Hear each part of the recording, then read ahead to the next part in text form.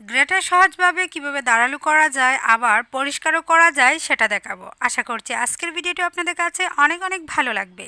আসসালামু আলাইকুম, welcome back to my channel. আমার চ্যানেলের নতুন একটি ভিডিও দেখার জন্য সবাইকে ওয়েলকাম জানাচ্ছি।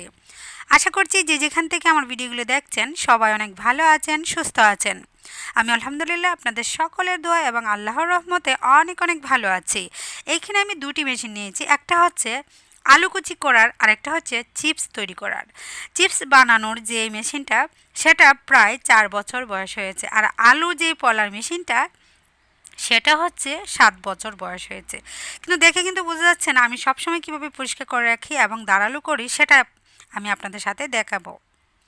আশা করছি আজকে ভিডিওটি দেখার পর আপনারাও অনেক উপকৃত হবেন এবং ঘরে বসে নিজের জিনিস নিজে দাঁড়ালো করতে পারবেন এবং অনেক পরিষ্কার করেও রাখতে পারবেন। বেশি দিন বাসায় পড়ে থাকলে কিন্তু একটা জং পড়ে যায় নিচে অথবা উপরে, মাঝে মাঝে দেখবেন ছোট ছোট গোলাকারে জং পড়ে যায়। তো জিনিসগুলি যদি ভালোভাবে সবসময় পরিষ্কার করে রাখা যায়, সবসময় যেন চকচকে জকজকে থাকবে এবং জিনিসটাও অনেকদিন পর্যন্ত ব্যবহার করা যায়। এই যে আলু কুচি করা, এটা দিয়ে শুধু আলু কুচি করা যায় না, পেঁয়াজ কুচি করা যায়, রসুন কুচি করা যায়, আদা কুচি করা যায়, আলু তারপর ভাজি করার জন্য কুচি করা যায়। আমরা অনেক কিছু আছে যা এই গ্রেটারের সাহায্যে আমরা অনেক হেল্পফুল হয়ে থাকি। অনেক সাহায্য করে এই গ্রেটের সাহায্যে আমরা অনেক কিছু যেরকম কাজ করতে পারি।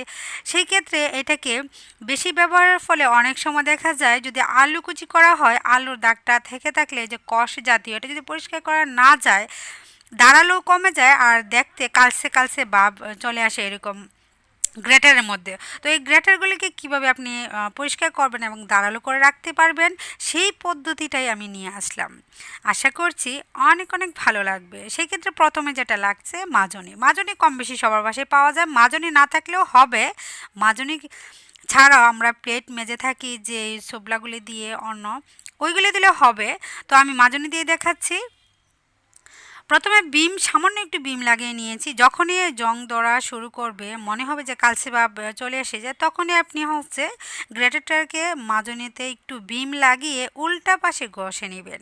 যেদিক দিয়ে আমরা আলু কুচি করে থাকি এদিক দিয়ে কিন্তু ঘষা দিবেন না, তাহলে কিন্তু মাজনিটাও নষ্ট হয়ে যাবে, সেক্ষেত্রে আপনি ভালোভাবে দিতে পারবেন না। উল্টা পাশ দিয়ে ঘষা দিবেন, আপনার হাতও নিরাপদে থাকবে। আপনি যদি বাঁ দিক দিয়ে ঘষা দিতে যান সেক্ষেত্রে কিন্তু হাতে লেগে যাওয়ার সম্ভাবনা থাকে।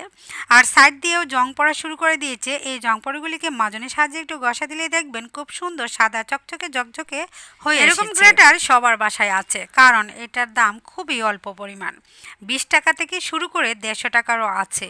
তবে আলু কুচি করার মেশিনটার চেয়ে হচ্ছে চিপস বানানোর যে মেশিনটা ওটার দাম বেশি থাকে। চিপস বানানোর যে মেশিনটা গ্রেটারটা, এটা হচ্ছে 500 টাকা দাম। এটার সাথে আরও 5টা জিনিস ফ্রি ছিল, ডিজাইন করার কয়েকটা ছিল, আর পেঁয়াজ কুচি করার, পেঁয়াজ কাটারও সাথে গিফট ছিল। তো ওইগুলি আমার কাজে লাগে নাই, তবে চিপস যে বানানোর মেশিনটা এটাই আমার বেশি কাজে লেগেছে। এটা দিয়ে হচ্ছে নারকেলের চিরাও তৈরি করা যায়, চিপসও খুব সুন্দর তৈরি করা যায়। মানে অনেক সিস্টেম হয়, ডিজাইন হয় চিপস পোলার যে মেশিনটা, ওইটা আমি 4 বছর হয়েছে কিনেছি। আর যেটা আমি আলু কুচি করে থাকি সবসময়, এটা 7 বছর বয়স হয়েছে, কিন্তু এখনও কিন্তু নতুনের মতো চকচকে হয়ে আছে। তো কিছুটা ময়লা হয়েছে, তো আমি কিভাবে পরিষ্কার করি সেটাই আপনাদের সাথে শেয়ার করলাম। আমি যখন যেটা পরিষ্কার করার চেষ্টা করি সেটাই আপনাদের মাঝে শেয়ার করি, যেন কেউ কেউ আছে যারা আমাকে ভীষণ ভালোবাসে এবং আমার ভিডিওগুলি ভালোবেসে দেখে থাকে। আশা করছি তাদেরও কিন্তু কিছু না কিছু উপকারে আসবে। যাদের কাছে উপকারে আসবে মনে করবেন অবশ্যই আমার ভিডিওগুলি ফলো করতে পারেন। দেখুন মাজনির সাহায্যে ভালোভাবে আমি কিন্তু পরিষ্কার করে নিয়েছি। এখন প্রথমে হচ্ছে আমি দুয়োটে পরিষ্কার করে নিচ্ছি, তারপর দেখাবো কিভাবে দাঁড়ালো করা যায়। আমরা প্রচুর পরিমাণে যখন ব্যবহার করে থাকি তখন কিন্তু দাঁড় কমে আসে। প্রতিদিন যখন আমরা ব্যবহার করব তো অবশ্যই দাঁড় কমে যেতেই পারে, কিন্তু দাঁড়ালো করারও কিন্তু সহজ একটি পদ্ধতি আছে যা আপনি চাইলেই দাঁড়ালো করে নিতে পারবেন। আমি এরকম সিরামিকের একটি চায়ের কাপ নিয়েছি। এরকম চার কাপ সবার বাসায় থাকে আজকাল, এরকম কাপ কোনো ব্যাপারই নেই। একটা সময় ছিল সবার বাসায় পাওয়া যেত না, আজকাল ডিনার সেট সবার বাসায় থাকে। তো এরকম সিরামিকের কাপও অবশ্যই সবার বাসায় আছে। যখনই দাঁড় কমে যাবে এরকম সিরামিকের আপনি চায়ের কাপ দিয়ে উল্টা পাশ দিয়ে যেদিক দিয়ে আপনি আলু কুচি করে থাকেন এটা বাও পাশে নেবেন, তারপর হচ্ছে ঘষে ঘষে ঘষে ঘষে আপনি পরিষ্কার করে নেবেন। যখন ঘষবেন দেখবেন একটু ধারালো ধারালো ভাব চলে আসছে।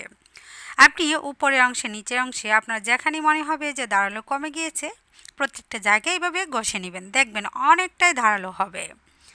যারা এখনও ট্রাই করেন নাই, মনে করছেন যে পুরান হয়ে গিয়েছে, জং ধরে আছে, এটা ফেলে দেই বা রেখে দিয়ে নতুন একটা কিনে নেই, এটা কখনো না করে আপনি ট্রাই করবেন কিভাবে পরিষ্কার করা যায় আবার কিভাবে দাঁড়ালু করে নেওয়া যায়। দুটাকে একইভাবে আমি দাঁড়ালু করে নিয়েছি। আমি যে চিপস তৈরি করে থাকি একদিক দিয়ে আছে ডেউ ডেউ, আরেক দিক দিয়ে সমান। আমি দুই পাশে একটু ভালোভাবে ঘষে নিয়েছি, তো অনেকটাই দাঁড়ালো হয়ে গিয়েছে। প্রায় সময়ই এটা দিয়ে চিপস তৈরি করা হয়, তবে বেশি একটা ব্যবহার করা হয় না, তবে গ্রেটারটা আমি সবসময় ব্যবহার করে থাকি। অনেক সময় এটা দিয়ে পেঁয়াজ কুচি করে থাকি, রসুন কুচি করে থাকি, আলুও ফলে থাকি। তো এটা সবসময় আমার প্রয়োজন হয়, নিত্য প্রয়োজনীয় এই জিনিসটি সবার বাসায় থাকে। তো আশা করছি আজকে ভিডিওটি আপনাদের কাছে ভালো লেগেছে।